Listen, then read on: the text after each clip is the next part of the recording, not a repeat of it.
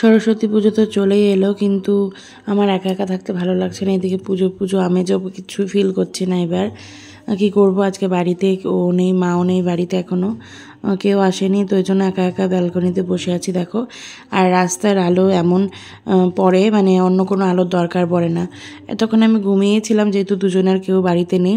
আমার যেহেতু চা খাওয়ার অত নেশা নেই, সেই জন্য চা করারও কোনো তাড়া ছিল না, ওই জন্য শুয়েই ছিলাম অনেকটা সময় পর্যন্ত।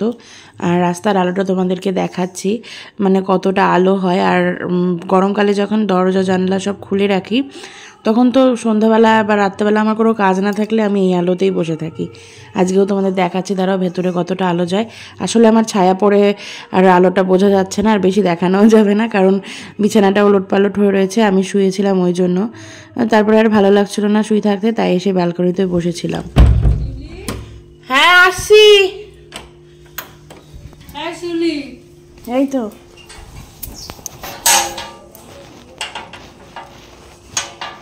এই নাও তোমার সরস্বতী পুজোর গিফট।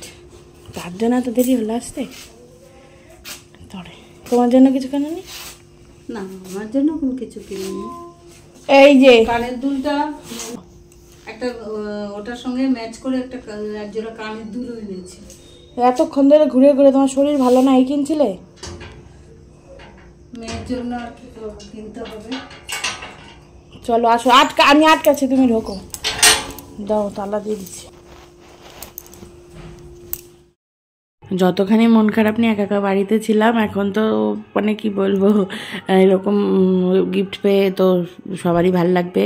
আমার তো ভীষণ ভালো লাগছে, একা একা ছিলাম যেখানে ভালো লাগছিল না, আর পুরোপুরি মা ভরিয়ে দিল সেটা। আর দেখো আমি শাড়িটা খুলে তোমাদের দেখাচ্ছি, সাথে কী এনেছে একবার বের করে দেখাচ্ছি। এত সুন্দর, মানে পছন্দ হয়েছে। আর আমি যেহেতু মানে মোটা, তো সেহেতু আমি সবসময় এরকম বডি হাগিং জিনিসগুলো পরতে, মানে শাড়িগুলো পরতে আমার ভালো লাগে। মানে ওই মার দেওয়া শাড়ি আমি খুব অ্যাভয়েড করেই চলি, ওই জন্য মা আরও সেটা মাথায় রেখে এই শাড়িটা এনেছে।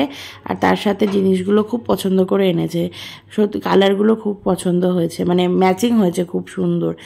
দেখতে পাচ্ছ কানের দুলটা তো ওয়াও, মানে সেরা।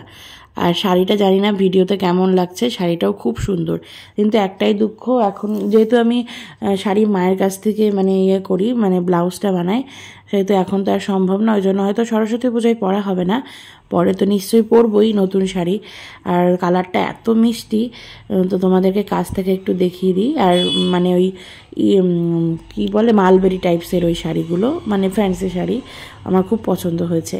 শাড়িটাই দেখো, ভেতরটা পুরোটাই ওরকম, মাঝখানে ওই ট্রায়াঙ্গেল করা ছোট ছোট ডিজাইনের আঁচলটা ওইটা, আর এই দেখো ম্যাচিং করে কানের দুল আর চুড়িটা রেখে দেখায়। তিনটেই খুব পছন্দ, মানে ম্যাচিং হয়েছে না, আমার তো খুব পছন্দ হয়েছে। পছন্দ হয়েছে এগুলো, দারুণ দারুণ।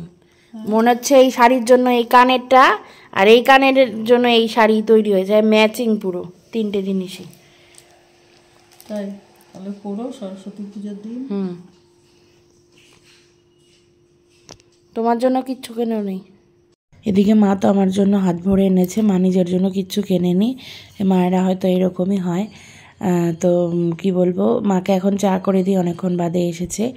আর গিফটগুলো তোমাদের কেমন লাগলো তো অবশ্যই জানিও, আমার তো ভীষণ ভীষণ পছন্দ হয়েছে, কি বলবো, মনটা পুরো একদম এখন মনে হচ্ছে যে সরস্বতী পুজো সরস্বতী পুজো।